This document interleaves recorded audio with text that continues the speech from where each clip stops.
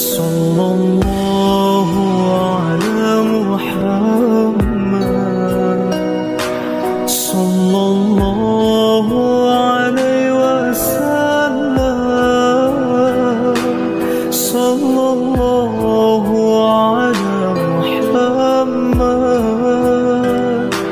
sallallahu alaihi wasallam. Assalamualaikum warahmatullahi wabarakatuh. Pemirsa Warta Desa, perjalanan wisata religi kali ini kita lagi ada di makomnya Pangeran Hidayatullah, salah seorang pahlawan nasional yang asli dari Banjarmasin, dari Kalimantan.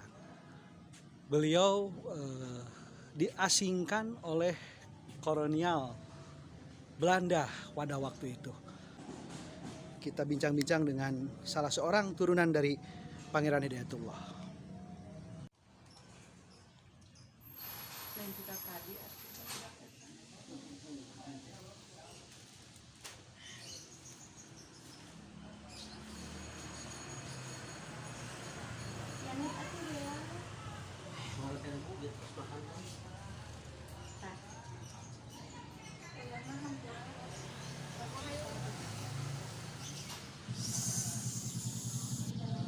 Assalamualaikum, sampurasun.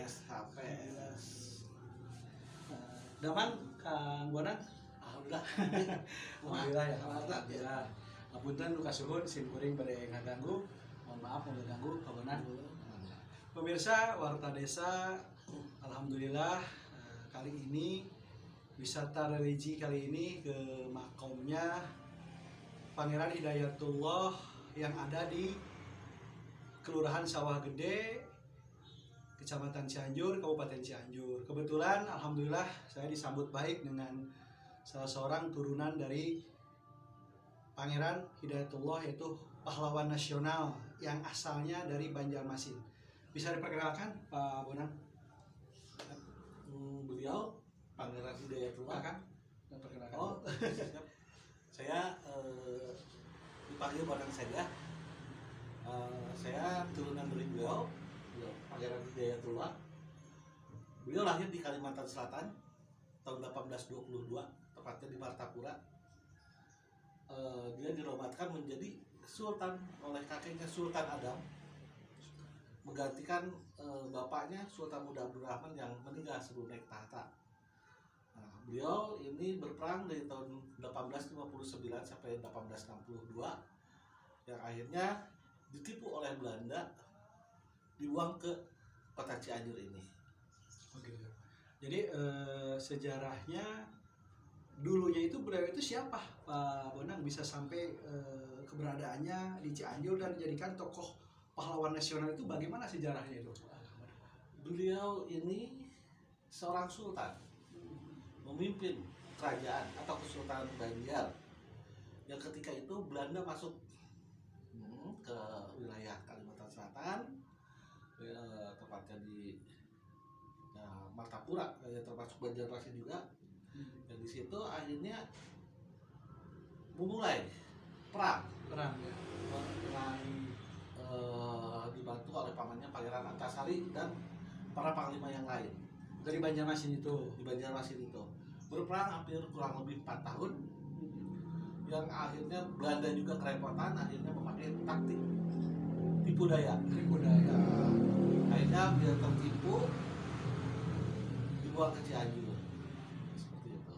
Oh, jadi dulunya beliau ini di Banjarmasinnya seorang sultan. Ya. Berontak ke kolonial Belanda, Ya. terus sampai diasingkan ya. Betul. Jadi, kesultannya itu katanya juga beliau itu seorang ulama juga. Bagaimana ceritanya Pak Bonang? Beliau ketika di masa remajanya, dari kecil bukti sampai remaja itu, beliau belajar di dalam pagar pesantren yang dibuat oleh Syekh Arsyad Banjari. Oh, pernah buka pesantren juga? Bukan, belajar Belajar. belajar di Pernah. pesantren dalam pagar yang waktu dulu didirikan oleh Syekh Arsyad Banjari. Oh, Syekh Al-Banjari ya. Ya. Jadi beliau pernah pesantren juga Ya. di situnya. Dan dia istilahnya paham paham di sini, makanya disebut juga ulama besar berjubah kuning untuk orang-orang Cianjur. Oh, ulama Besar berjubah kuning. ulama besar berjubah kuning.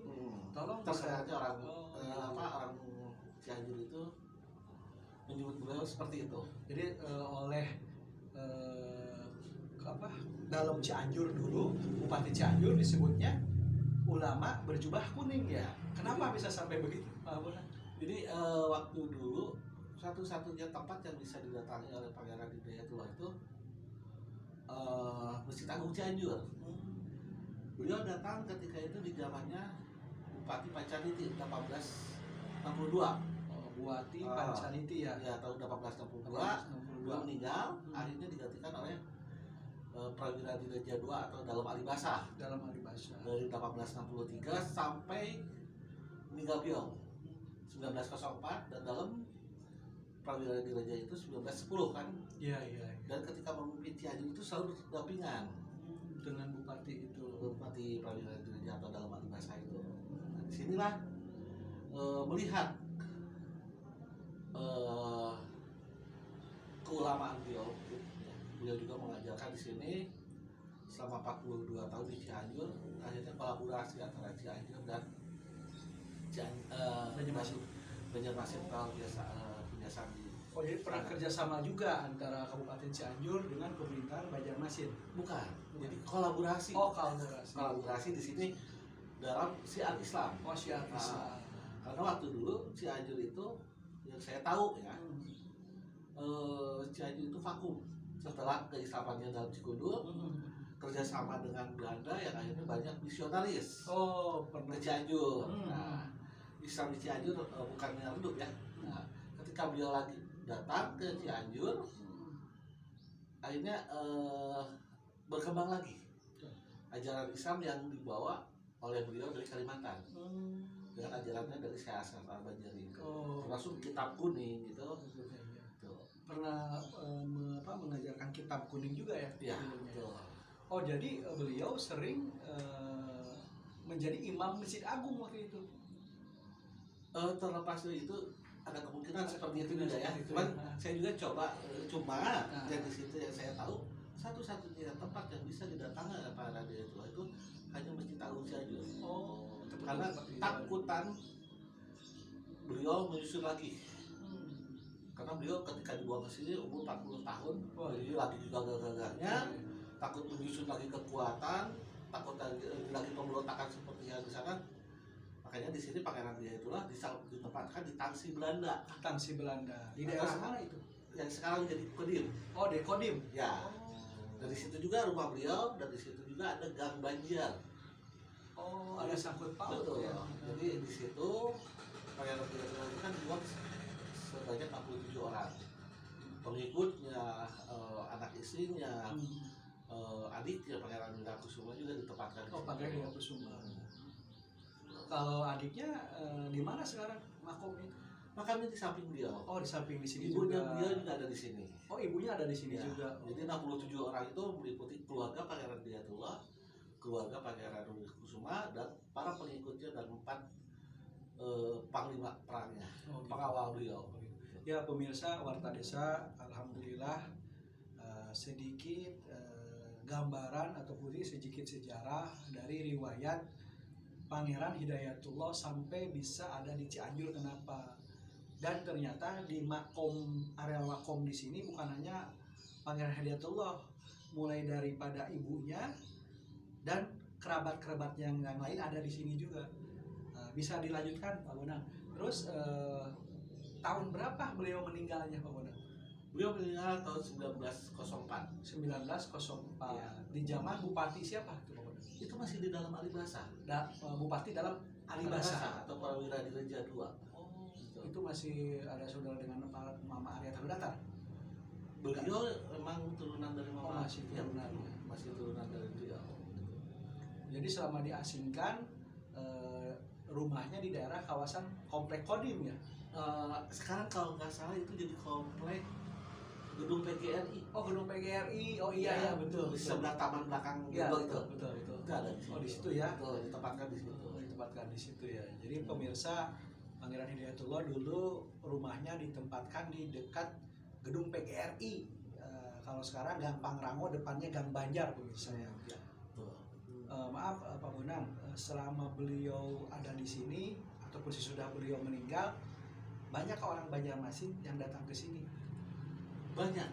Di situ juga ketika mereka mengetahui Pangeran Hidayatullah dibuang ke Cianjur, mereka banyak yang berziarah ke sini, termasuk gubernur pertama Kalimantan Selatan, Pangeran Muhammad Nur pernah ke sini dengan bupati-bupati yang lain seperti sini, termasuk orang-orang DPRD, DPR RI juga. Oh, pernah Sini. juga ke sini ya.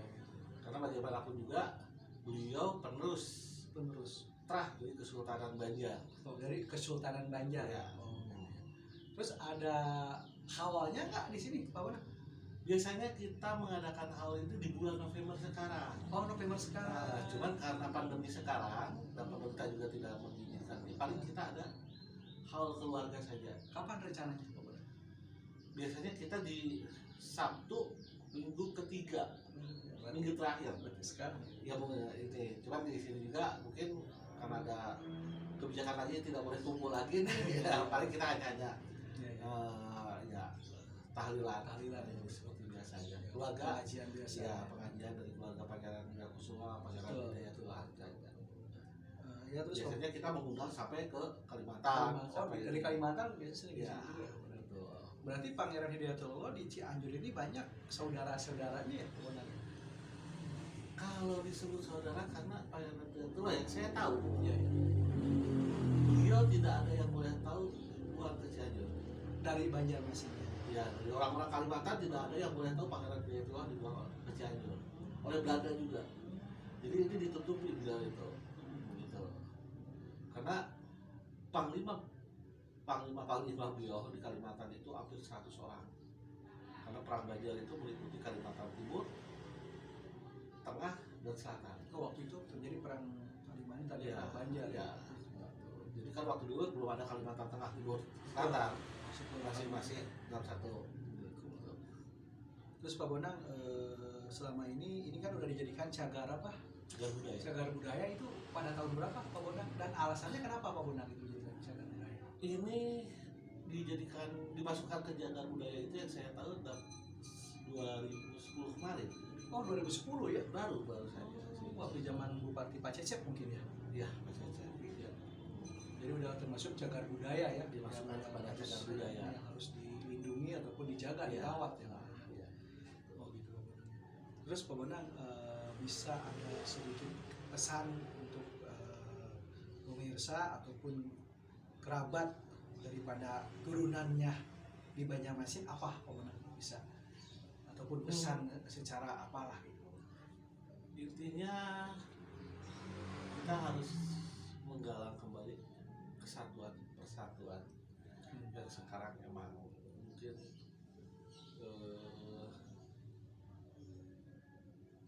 banyak mereka tidak tahu Pangeran Hidayatullah dibawa ke sini dalam artian ini mungkin sekarang juga 2019 kemarin sudah mulai akan diangkat lagi, beliau sudah diseminarkan lagi. Dan di sini juga ya mudah-mudahan lah dalam artian kita satukan bahwa penerus Kalimantan itu ada di Cianjur. Berdasarkan surat wasiat dari Sultan Adam kepada cucunya Pangeran Hidayatullah ada di sini. Itu aja mungkin. Dan di sini juga kita bagaimanapun juga Pangeran Hidayatullah itu tinggal di Cianjur itu lebih lama. Oh, lebih lama ya? 42 tahun dibandingkan di Kalimantan. Pas ke sini kan usia 40 tahun. Ya, Berarti meninggalnya 80 tahun. 82 tahun. Jadi 42 tahun di Cianjur. Nah, dan mereka Pangeran Hidayatullah juga sudah berbaur dengan warga Cianjur dan ini menjadi rumah yang kedua kali ini. Siap ya Pak. Ya pemirsa, sedikit ulasan ataupun riwayat dari sejarahnya Pangeran Hidayatullah, salah seorang tokoh ataupun pahlawan nasional. Begitu pemirsa, dan bila mana pemirsa ingin riado ataupun tirakat di makomnya Pangeran Hidayatullah, bisa kapanpun, sangat terbuka, dan kebetulan bisa juga ditemui dengan Kang Bonang selaku turunan Ya, demikian pemirsa Warta Desa TV, sekilas bincang-bincang saya mengenai sosok Pangeran Hidayatullah. Terima kasih Kang Bonang. Yang izin saya mau gambar-gambar Bonang. Silakan. Silakan. Waalaikumsalam.